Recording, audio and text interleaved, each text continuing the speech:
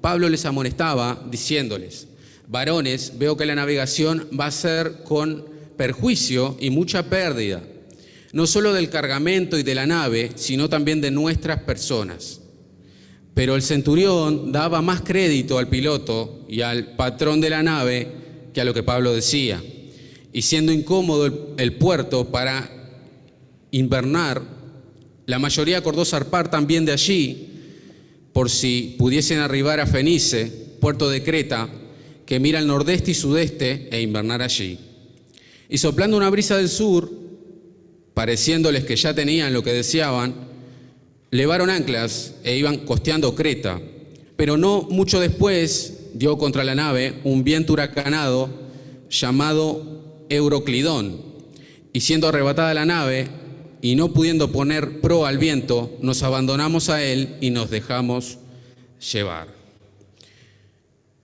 ¿Qué situación en la que se encontraba el apóstol Pablo? Un breve contexto: el apóstol Pablo iba prisionero hacia Roma para declarar ante César, ¿sí? Antes de salir de este puerto, como nos dice acá, el apóstol Pablo ya se la veía venir. Ya veía que el viaje en el camino era bastante complicado y su visión del panorama no era algo mejor, ¿sí? Ya él veía, sea experiencia al navegar, o sea ¿cómo decirlo? Esa intuición espiritual de cuando algo va mal o va a ir a peor, ¿sí? Llevándolo a nuestros tiempos, les decía que esto de la paz del Señor, de ser pacificadores, me hablaba tanto el año pasado como en este, y obviamente hago memoria y mención de lo que ha sido esta pandemia, de lo que está haciendo, ¿sí? Cuando pasamos por distintas tormentas, sea en el área que sea, no todos pasamos por las mismas cosas, pero aún así muchas veces pasamos por situaciones parecidas. Es importante tener en cuenta que ese Dios que dijo que iba a estar con nosotros, lo va a estar siempre, en cada situación. Y esa paz que Él dijo que nos iba a dar, que no tiene el mundo, se hace tan latente en esos momentos para aquellos que la quieran ver, ¿sí?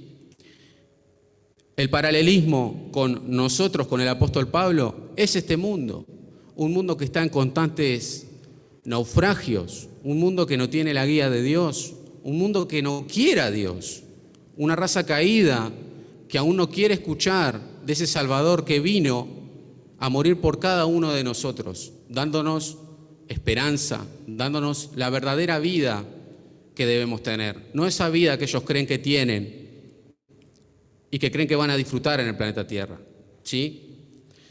Es increíble cuando vemos que el centurión le daba más crédito al piloto y al patrón de la nave y no a Pablo, que cuando nosotros nos encontramos como hijos de Dios ante un mundo que no quiere creer, que sabe a dónde va, que sabe a dónde quiere llegar, pero que en su vida, en la práctica, demuestra totalmente lo distinto, y lo demuestran con sus vidas, lo demuestran con sus problemas, con todo lo que padecen y el daño que se hacen unos a otros, ¿sí?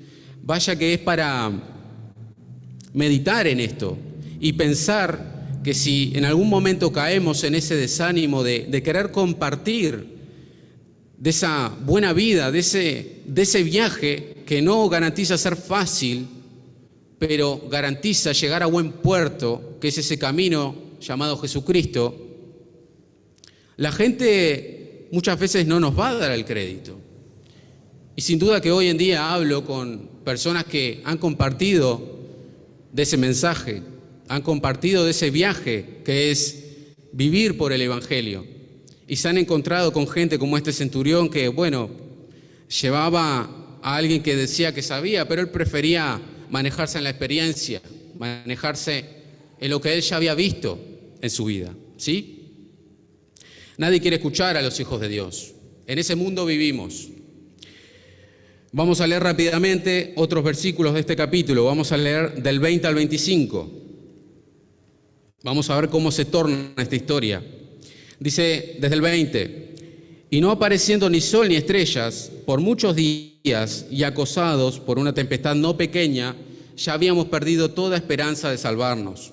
Entonces Pablo, como hacía ya mucho que no comíamos, puesto en pie en medio de ellos, dijo: habría sido, por cierto, conveniente, oh varones, haberme oído y no zarpar de Creta tan solo para recibir este perjuicio y pérdida.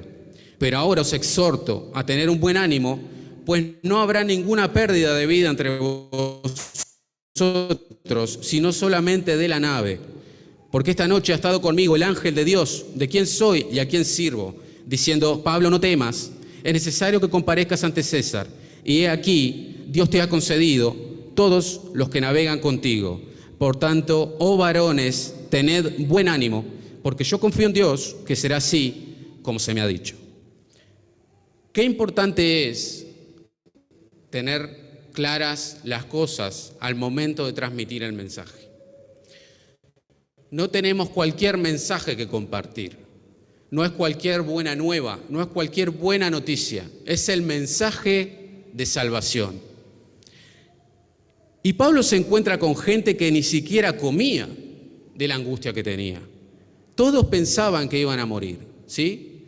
Y Pablo les recuerda la vez que él les había hablado antes de zarpar. ¿Cuántas veces nosotros no tenemos que encontrarnos con gente que ya ha oído del Evangelio, que ya sabe de Jesús?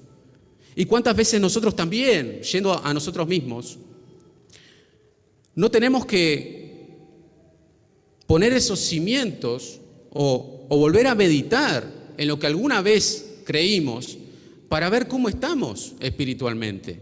Les mencionaba lo de la pandemia. En lo personal, en mi casa el año pasado pasamos por momentos de desempleo.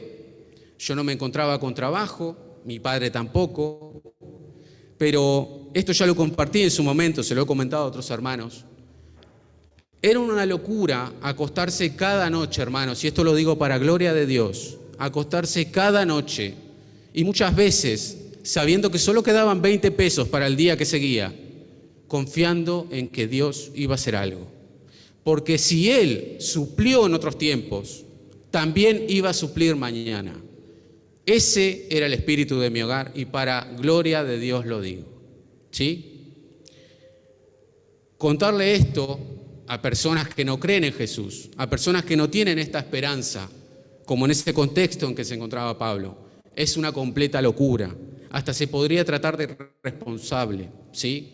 Ahora, quiero invitarlos brevemente a recordar la situación en la que nos encontrábamos el año pasado. No podíamos salir. Mi padre es una persona que es albañil y es albañil particular, por ende tiene que trabajar en las casas.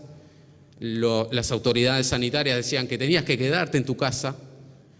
Era un contexto bastante difícil, ¿no?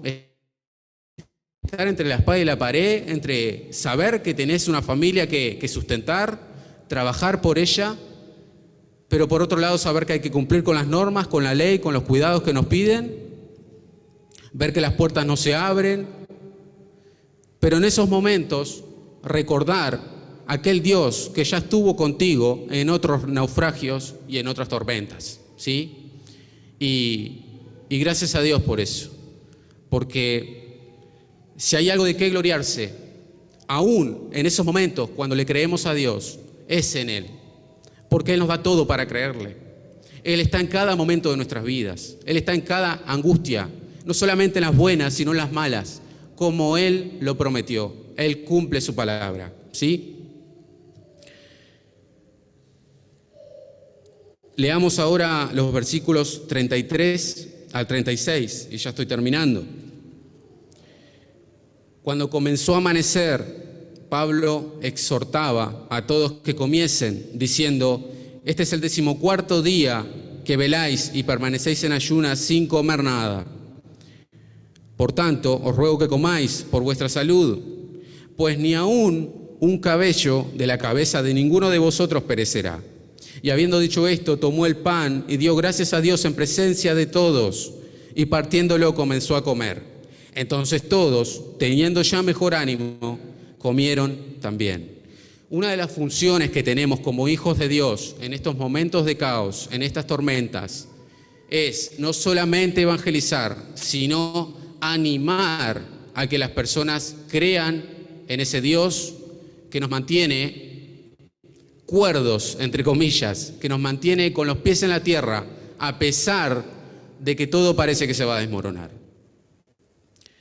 Ya Pablo había dicho que había tenido un encuentro con Dios, que Dios mismo le había dicho que ninguno iba a morir, pero aún así ellos siguieron tristes porque la situación en el día a día no mejoraba. Simplemente tenían una promesa de que Dios los iba a salvar. Ahora, qué importante es ver nuestra función en este mundo, ¿no? Muchas veces, si hablo en primera persona de esto, compartimos el mensaje o animamos a otros y vemos, en ciertos casos, que ese ánimo o ese mensaje que nosotros damos pareciera a primera vista que no genera fruto, o que ese ánimo que otorgamos a otros, incluso a hijos de Dios, a hermanos nuestros, pareciera que es de poca duración, que es temporal, ¿no? Y ver que Pablo tenía tan claro que Dios mismo le había concedido a todos los de la nave, insistía y insistía y insistía, animando a todos, ¿sí? Otra cosa que quiero destacar de lo que dice acá Pablo, agradeció a Dios por el pan en presencia de todos, ¿no? Y una de las cosas que siempre extrañé cuando mi familia pasó por situaciones y dificultades en cuanto a su fe, fue que de la noche a la mañana, sin darme cuenta, se había dejado de dar gracias por los alimentos. Algo que teníamos tan arraigado de orar, de agradecer por el sustento diario, en esos tiempos de crisis, en esos tiempos donde la fe flaquea, se dejó de hacer. Obviamente yo, por respeto a mi padre, que es el jefe de hogar, no me impuse a esa decisión. Sin embargo, oraba internamente cada vez que comía, porque aceptaba y entendía que otros pueden decaer, otros pueden estar desanimados. Hay situaciones en las cuales están para sacudirnos y tienen una finalidad clara si en verdad somos hijos de Dios, que es volver a Él, volver a verlo a Él, recordar todo lo que Él ha hecho por nosotros, ¿sí? Él no cambia, Él es fiel y Él espera que en cada situación nosotros lo veamos a Él y aprendamos qué es lo que quiere que Él sepamos, ¿sí? En esta vida estamos en un constante aprendizaje. Tengo anotado acá, no voy a leer más de la historia, pero los invito a los que no la tenían tan a detalle a que lean todo el capítulo. Es una muy linda historia.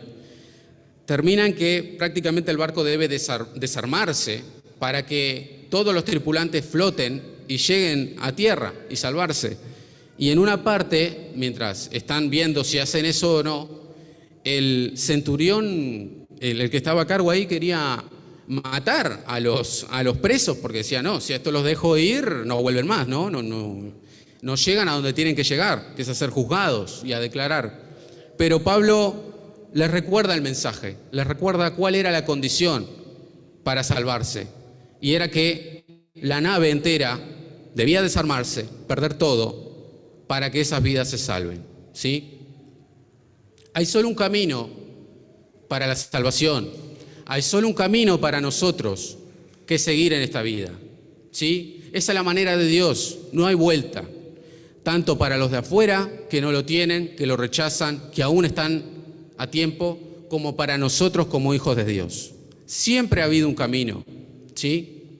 La otra vez hablaba con un amigo, un hermano en Cristo, y hablábamos de cuántas promesas nos ha dado Jesucristo, nos ha dado Dios, para vivir esa vida plena, para vivir esa vida en abundancia. Y muchas veces, y en esta vez hablo por mí, ustedes verán cómo está su corazón con Dios, cómo está esa vida con Dios. Pero debo reconocer que a veces no tengo esa ambición espiritual. Pareciera que lo terrenal valiera más que los tesoros celestiales. Pareciera que las promesas de la eternidad no fueran tan grandes como la vida que puedo tener hoy.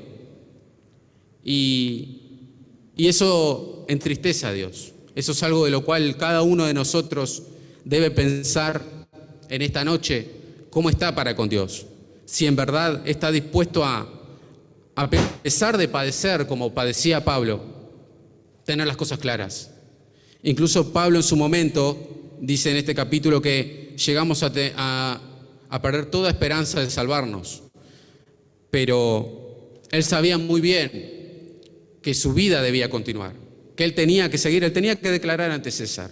Y volviendo al tema de esta pandemia, ¿no?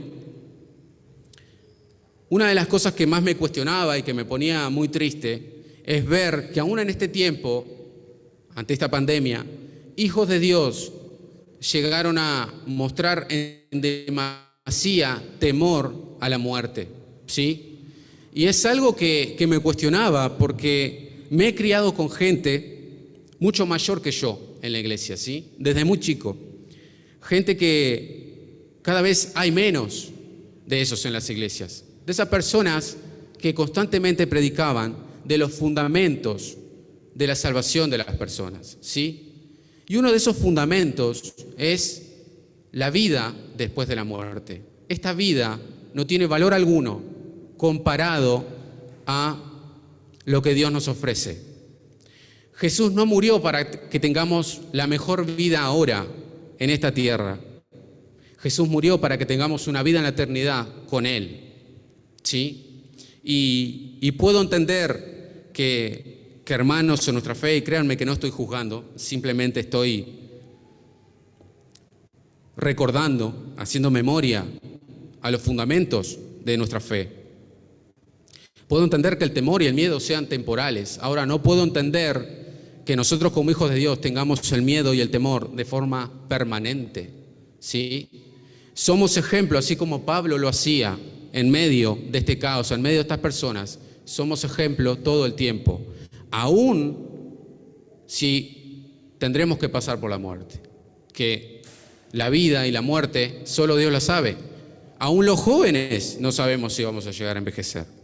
He tenido que despedir mucha gente joven, más joven que yo incluso. Eso me hace meditar mucho en la forma en la que vivo y debería hacernos meditar en esta noche en la forma que vivimos, si estamos listos para irnos. Con esto termino. Hace poco veía una entrevista de Luis Palau, antes de irse, habrá sido el año pasado, y una de las características que me gustaba de él era que a cada lugar que iba con una maleta hermosa, parecía que se iba de viaje, pero la llevaba a cada lugar que iba a predicar. Y no sé si era un periodista, pero bueno, el que lo entrevistaba le decía: he notado que esa maleta la has llevado a todos los lugares que vas. Él ya estaba sentenciado por los médicos, sabía que iba a morir.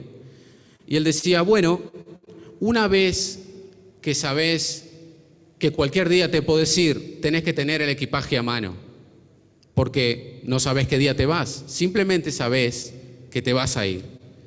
Él ya tenía pocos meses de vida y así vivía el día a día con su maleta en su mano, ¿sí? Todo a modo simbólico porque no nos llevamos nada, pero era el mensaje que él quería dar en esos últimos días de vida que tuvo. Y vaya que sirvió de inspiración para todos aquellos que lo vieron en esos últimos meses. Y gracias a Dios también que no solamente tenemos que nombrar a una persona muy conocida como Luis Palau, sino que los tenemos también en medio de nosotros. Esa bendición, esa alegría de ver gente preparada para verse con su Señor. La finalidad de todas las cosas es esa: vernos y reunirnos con Él, más allá de todo lo que tengamos que padecer, a pesar de las buenas bendiciones que Dios nos da en esta tierra, estar preparados como para irnos, ¿sí? Esa paz que el mundo no entiende, ¿sí? Esa paz que Él nos dio, nos la da el Príncipe de Paz, y es algo que si no tenemos, o tenemos en un grado, si se quiere, débil o poco, podemos pedírsela, ¿sí? La paz es un fruto del Espíritu y podemos cultivarla mientras pasamos tiempo con Él, ¿sí? Y se prueba en estos momentos, se prueba en los momentos de dificultad. Hasta acá lo que quería compartir con ustedes, si bien hay mucho para hablar de la paz. Espero no haber sido muy largo en cuanto al pensamiento. Era un tema que me habla y me sigue hablando, ¿sí? Pensar que ese barco tuvo que desarmarse para continuar con el propósito que Dios había tenido, tanto para Pablo como para esas vidas que tuvieron una segunda oportunidad en esta tierra. Y me gusta pensar que nuestras vidas son como un barco, ¿sí? El mundo es tan amplio en sus pruebas, en sus dificultades, en esas instancias que tenemos que vivir, como el mar mismo.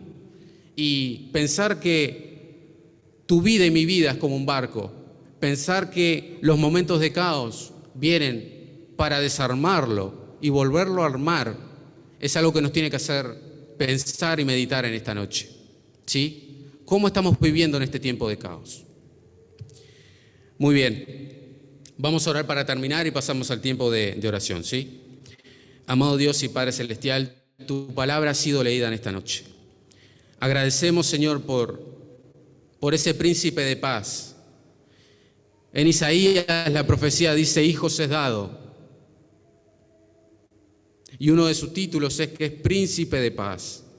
Y cuando Él vino en esta tierra, nos prometió que Él nos iba a dar una paz única, una paz que nos mantiene firmes en Él, a pesar de lo que tengamos que vivir.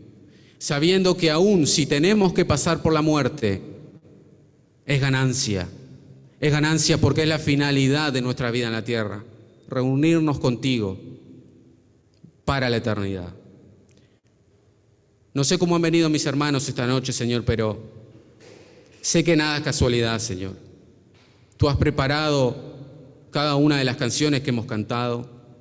Tú me has permitido en esta noche, Señor, compartir este pensamiento. Y estoy seguro, Señor, que las personas que han venido con sed y hambre de ti, como decía Juan en su oración.